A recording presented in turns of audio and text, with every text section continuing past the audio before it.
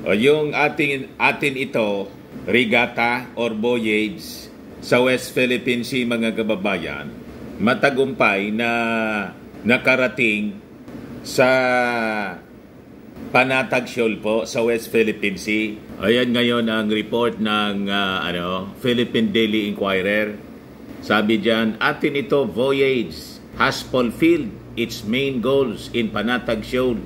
Sabi po ng akbayan, abuti pa niya yan, Mr. Maravillas, natupad yung paglayag papuntang West Philippine Sea.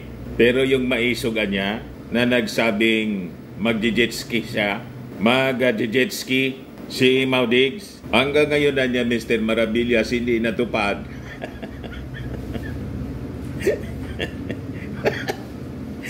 Joke man lang daw yon, mga kababayan. Ano niya ako? Pupunta ko doon, hindi niya ako marunong lumangoy.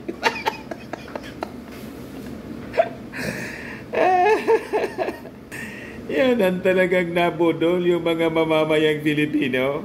Joke man lang. Talo pa nitong mga civilians natin. Karamihan po doon, mga kababayan pa. Yan po. Maraming babae pong sumama.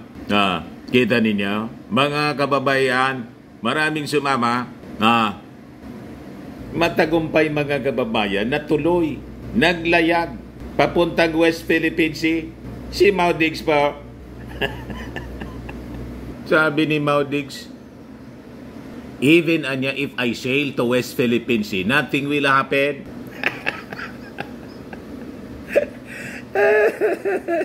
Ayan po, sabi ni Digong, it's okay, to let China fishermen in Philippine waters.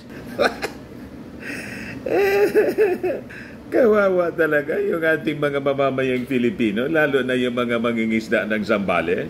Noong panahon ni Maudigs, sabi pa diyan, Duterte reluctant to confront China over South China Sea Road. Duterte stresses jet ski boast was just a campaign joke. Yung man lang niya. Joke man lang. Naniwala niya kayo. Nanalo tuloy ako. Pagkapanalo mga kababayan ni Maudigs, mga Chinese fishermen niya, libre na kayo dyan, mangisda. Sabi dito, May 11, 2021, sabi dyan mga kababayan, people who believe his boast that he would ride a jet ski to the West Philippine Sea to assert Philippine sovereignty fell for a campaign joke. President Rodrigo Duterte said, in the face of criticism of his policy in the area of the South China Sea within the Philippines exclusive economic zone. In the first place, the President said he does not have a working jet ski niya, and the nearest Philippine-held island is too far away with nowhere to refuel on the way. Unang-unaan niya, ang layo-layo niya sa Palawan. We call it bravado. Yung bravado ko, that was just a pure campaign joke. At kung naniniwala kayo sa kabila, pati na siguro si Carpio, pati I would say that you are really stupid. Sige, maghanap ka ng tao dito, magpunta ng jet ski. Hindi pa mag-abot pa ng ilang oras, I would camp out in the middle of the sea. Joke ko man lang anya yun. Naniwalaan niya kayo. Stupido kayo. Naisahan po yung mga mamamayang Pilipino. Pero tingnan ninyo ngayon, mga kababayan. Karamihan mga kababayan, talagang ito yung totoong maiso. Kaya sabi ko sa inyo, huwag kayong nagpapaniwala dyan sa hakbang ng maiso. Ang totoong maiso po, yung ating Pangulong Bongbong Marcos na tinatawag nilang weak leader, naninindigan po dito sa West Philippine Sea, tumayo, laban po sa China. At itong civilian initiative na to, Kahit po hindi siya initiative na mismo ng ating gobyerno, nakita ng ating pamalaan na maganda yung pinaglalaban. Parallel with the stand ng ating gobyerno po. Kaya sinuport po, nag-deploy po yung Philippine Coast Guard ng mga assets to ensure safety of the Scarborough civilian convoy. Yan yung sabi ni PCG spokesman Jay Tariela. Yan po, Philippine Coast Guard has deployed one of its vessels and an aircraft to Panatag, Scarborough Shoal to ensure the safety of the civilian convoy going to the area amid the presence of the Chinese Coast Guard and their militia vessels. In a joint press conference with the Philippine Information Agency and other government agencies, PCG spokesperson for the West Philippine Sea, Commodore J. Tariela, said they dispatched the two assets to monitor the voyage organized by Atin Ito Coalition. Ayan po, hope for the best, prepared for worse. Scarborough civilian convoy starts. The PCG deployed 44-meter BRP Bagakay this morning upon the directive of our Commandant Admiral Ronnie Hilgaban, sabi po ni Tariela. We also dispatched a Coast Guard aircraft to monitor the situation in Bajo de Masinloc in the journey of Atin Ito Coalition. Aside from the PCG's plan, Tariela also clarified that the civilian convoy going to Scarborough Shoal is not sanctioned by the national government, debunking, he said, claims from the People's Republic of China saying otherwise. Hindi po totoo yung sinasabi ng China na nag-initiate mismo nito ay yung gobyerno. Yung civilian convoy po, coalition ito ng mga iba-ibang grupo, kasama yung Akbayan. Sila nga yung nagpalabas dito ng balita, Akbayan Party. So sabi dyan, Atin Ito achieves 3 main objectives in Panatag trip. Early in its civilian supply mission to the West Philippine Sea, Atin Ito has already successfully executed its 3 main objectives. 1. Conducting a peace in solidarity regatta comprised of 5 civilian marine vessels and 100 small fishing boats in our exclusive economic zone. Pangalawa, placing symbolic buoys, markers carrying the message WPS Atin Ito. And number 3, completing the first round of distributing supplies, including fuel and food packs to Filipino fishers. Atin Ito contingent will now proceed to the second phase of its voyage, aiming to reach the vicinity mismo ng Panatag Shoal for another round of supply distribution to Filipino fisher folk in the area. Ayan po yung mga pictures na pinalabas ng ng Akbayan Party List. Yan yung yung inilagay na boya na may markang WPS Atin Ito. Ayan po sila. Mga babae kasama po.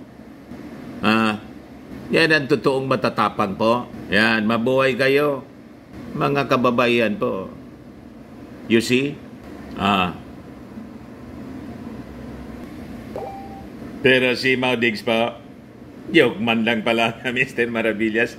Joke man lang po. In worse, yung kanyang mga kautosan, mga kababayan, naglagay sa alanganin sa ating interest po sa West Philippine Sea. Yan ang ginawa niya. Pwede na niya kayo dyan, mga Chinese fishermen. Duterte, it's okay to let China fishermen in Philippine waters. Ayan ba, President Rodrigo Duterte is willing to meet China halfway in the territorial dispute in the South China Sea and allow Chinese to fish in Philippine waters. Sabi ng kanyang spokesperson, si Panelo. Ito yung sinasabi, mga kababayan, ni dating Senior Associate Justice Antonio Carpio, na sa 2025 niya, we will file a case sa Ombudsman kasi pinamigay niya yung resources natin. Iba kita niya, Mr. Maravilla, sa 2025 pa. Kasi daw, yung appointee niya na Ombudsman, magre-retire na. Kasi pag ngayon na niya, walang mangyayari niya. Kaya pag-retire ng ombudsman, si Martires, plano nila na file ng kaso si Maudigs. Ito pa, report ng Al Jazeera po, April 29, 2021. At sabi diyan, Duterte reluctant to confront China over South China Sea. Philippine President says Manila owes Beijing a debt of gratitude but insists he will not compromise country sovereignty. Baliktad po, mga kababayan ang sinasabi niya, hindi daw i-compromise, pinamigay na. Hindi niya kayo dyan mangisda. Walang problema niya sa akin. You see? Pero yung iniinsulto nila na mahinang weak leader, yung ating Pangulong Bongbong Marcos. Kung manindigan po para ipaglaban yung ating sovereignty, ay talagang totoong matigas. Nagpapakita po ng tapang. Hindi lang po sa pananalita kasi hindi siya mailig magyabang. Ginagawa na lang po niya. Ito nga po yung latest na mga balita ngayon. Navy increases frequency of patrol in Escoda Shoal. The Philippine Navy has stepped up its maritime patrol operation in Escoda, Sabina Shoal to ensure that no reclamation activity will be done by foreign vessels. Commodore Roy Vincent Trinidad, Philippine Navy spokesperson for West Philippines, he said the Navy has sent a warship to Escoda Shoal and synchronized its patrol with the Philippine Coast Guard following the discovery of dumping of dead and crushed corals in the sandbars of the atoll last month. Ayan po ang totoong maisog, hindi yung lahat lang po daldal. We are able to monitor the unnatural, unusual presence of crushed corals that brought an elevation of Sabina or Escoda Shoal. And this was reported by the Philippine Coast Guard. Because of that, the Philippine Navy and the Philippine Coast Guard synchronized their actions on the part of the West Philippine Sea, sabi po ni Trinidad. Si Maudigs, ano yung ginawa? Ayan po, April 20, 2021, sabi ni Maudigs, even if I sail to West Philippine Sea, nothing will happen na niya. You see? Duterte stresses jet ski boss was just a campaign joke. Yung manlangan niya, yung mag-jet ski ako doon. Ano bali? Titirikan niya yan sa gitna ng dagat. Ang layo-layo niya. Joke man lang niya yun. Yung maniwalaan niya doon, kahit na si Carpio, stupido. Ganon, mga kababayan. So sabi ng ating Navy, we are able to monitor the unnatural, unusual presence of crushed corals that brought an elevation of Sabina or Escoda Shoal. And this was reported by the Philippine Coast Guard. Because of that, yung ating Navy at yung Coast Guard synchronized their actions on that part of the West Philippine Sea, sabi ni Trinidad. Yan ang maisog. Kasi po, yung ating Commander-in-Chief, maisog, kaya totoong matapang, totoong maisog, kaya ganon din yung kanyang mga sundalo, yung ating mga sundalo. Inong panahon ni Digong, siya mismo yung nananakot sa ating mga sundalo. It will be a massacre. Wag nyo kayo dyan magpatrol. Wag na kayong pumunta dyan. Hayaan natin yan yung mga mangingisdang Chinese na mangisda rin. Ganon ang ginawa po. Kaya sabi ni Carpio, pa-filean natin yan. Sa 2025, filean natin ang kaso para mapanagot sa ombudsman itong si Digong. The Coast Guard has a regular presence there. The Navy has increased its patrols in Sabina Shoal. And for that good number of days, we have had one warship station in the area. This is to ensure that whoever is doing that, we are not sure who is doing that. Whoever is piling up their corals on Sabina Shoal, we will be able to expose their activities.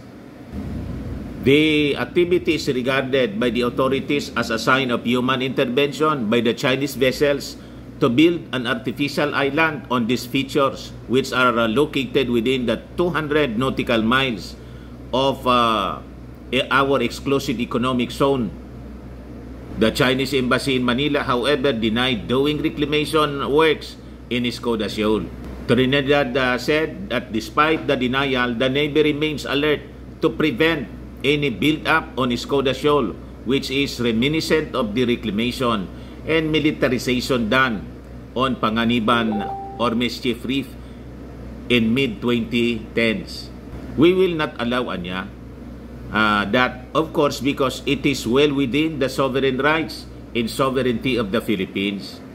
Meanwhile, the Navy has monitored a downward trend in the number of Chinese vessels in the West Philippine Sea following the conclusion of the Balikatan exercise between the Armed Forces of the Philippines and the United States or Armed Forces.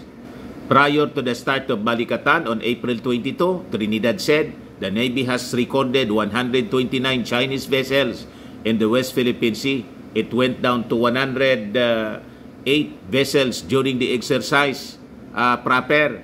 And as of May 13, 5 days after the drills were concluded, on May 8, there were 98 Chinese vessels in WPS. So yun mga kababayan, ang totoong maisog. Ipinapatupad natin yung ating batas at sinisiguro natin na wala nang di na maulit po yung pagtatayo ng artificial island sa ating exclusive economic zone, yung mga Chinese. So ito po yung atin ito coalition civilian convoy to Panatag Shoal.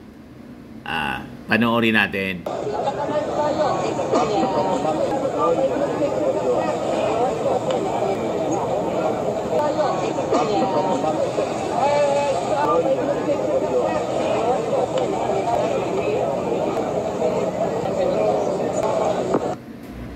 So sabi dyan, atin ito coalition civilian convoy to Panatag Shoals ready to sail.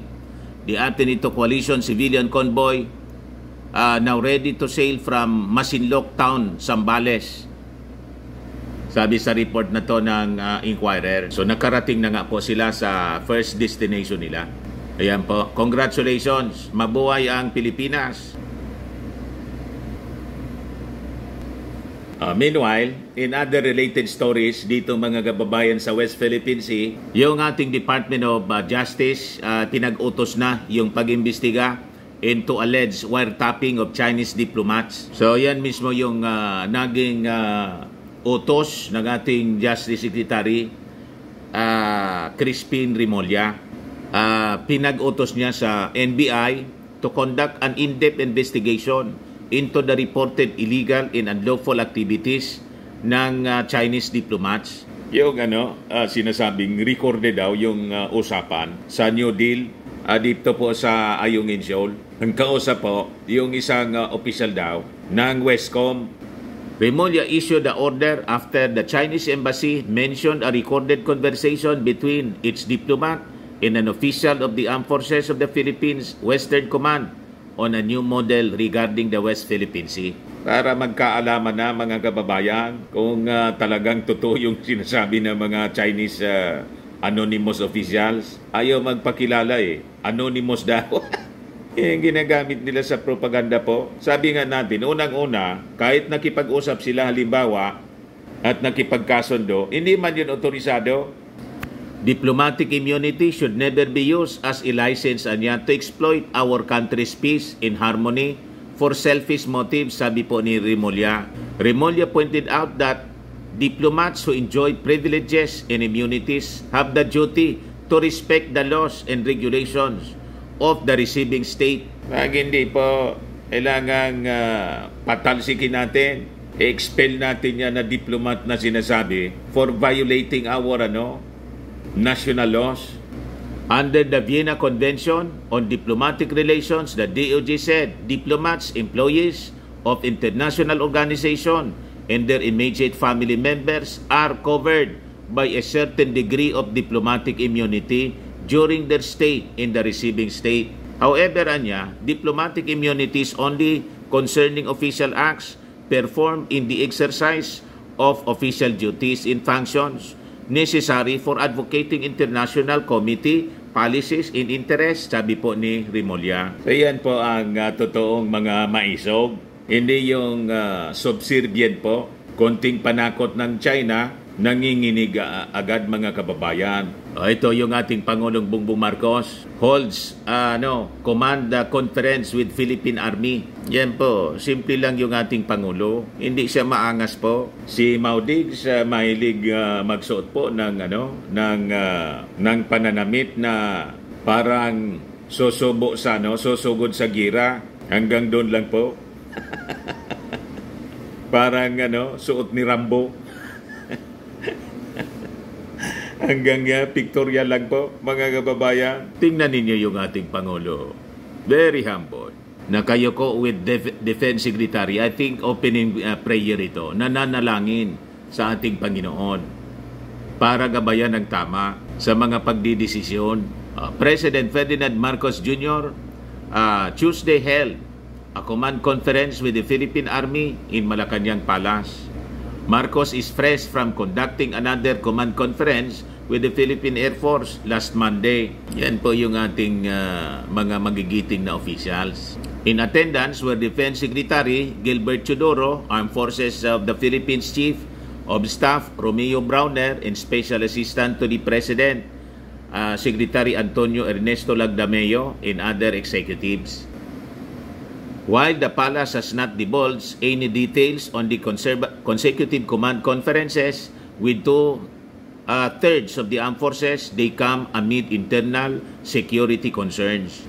The Marcos administration has been plagued with rumors of destabilization plots supposedly involving former military and police officials allegedly planning to ouster the president. Meanwhile, China has aggressively carried out its maritime expansion in the West Philippine Sea by means of building artificial islands and attacking Philippine vessels with water cannons. So malamang related doon mga kababayan sa mga nabanggit sa balita.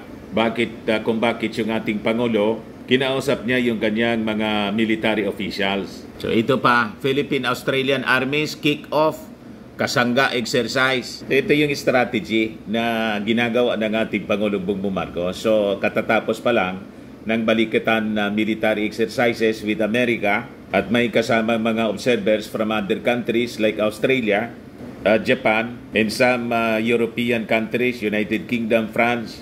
Ngayon naman yung kasangga with Australian Army. Lahat ito, paganda natin dito mga kababayan sa security ng Indo-Pacific region at sa West Philippine Sea. So, month-long po siya, bilateral military exercise in Gamo, Isabela to enhance the capability of both countries' soldiers to operate together in various operations. Di kasangga exercise 24-1 involved 100 personnel from the Philippine Army, 5th Infantry Division, and 50 members ng Australian Army. The troops will train side by side on reconnaissance, mortar drone operations, logistics, signal operations, jungle and urban tactical combat, casualty care, and breaching operations. It also includes the sharing of experiences between the 5th Infantry Division and the Australian Army troops in combating terrorist groups. Ayan po mga kababayan, naganda tayo for possible threats, external threats sa ating bansa in the Indo-Pacific region, lalo na po dito sa West Philippine Sea siyempre. So yan po mga kababayan yung ating mga balita. Ako po si Dante Maravillas. Bye-bye. God bless.